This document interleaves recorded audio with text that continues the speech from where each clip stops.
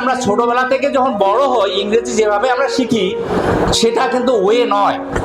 আমরা বাংলাদেশে ইংরেজি শিখি অ্যাজ এ সাবজেক্ট। কি ইংলিশ কি সাবজেক্ট আর ল্যাঙ্গুয়েজ? এই বর্তমান যুগে টিকে থাকতে গেলে এক্সেপশনাল হতে হবে, অ্যাভারেজ হলে চলবে না। আর এই এক্সেপশনাল করে দিতে পারে আমাদের ইংরেজি ভাষা।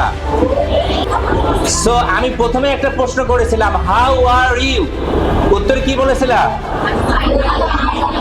আলহামদুলিল্লাহ আই এম ফাইন। এটা আছে অ্যাভারেজ। আজকে থেকে বলবা আলহামদুলিল্লাহ I am more than fine. কি বলবা? I am more than fantastic.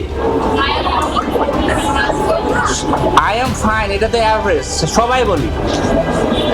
এই বর্তমান যুগে টিকে থাকতে গেলে এক্সেপশনাল হতে হবে, অ্যাভারেজ হলে চলবে না। আর এই এক্সেপশনাল করে দিতে পারে আমাদের ইংরেজি ভাষা। কারণ আমাদের বাংলাদেশে আমরা সবাই অনার্স মাস্টার শেষ করি, at the end of the honors and masters program neither can we speak English fluently nor we can write freely. This is the massive problem in our country. BCS cadre আমরা হতে পারি না কেন? কারণ আমাদের মূল প্রবলেমটা হচ্ছে ইংলিশে যখন আমাদের পরীক্ষাগুলো হয়, for example written test, viva, এগুলোতেই আমাদের প্রবলেম হয়। You're right. You're absolutely right. আমরা সবসময় ইংরেজিকে এড়িয়ে গিয়ে সবসময় চেষ্টা করি কিভাবে সফল হওয়া যায়। But the reality is there is no way without learning English. R English বিশ্বের যত ভাষা আছে এর ভিতরে অন্যতম সহজ ভাষা। You can't imagine. কিন্তু আমরা যে কারণে ভয় পাই ইংরেজিকে, সেটা হচ্ছে আমরা ছোটবেলা থেকে যখন বড় হই ইংরেজি যেভাবে আমরা শিখি সেটা কিন্তু ওয়ে নয়।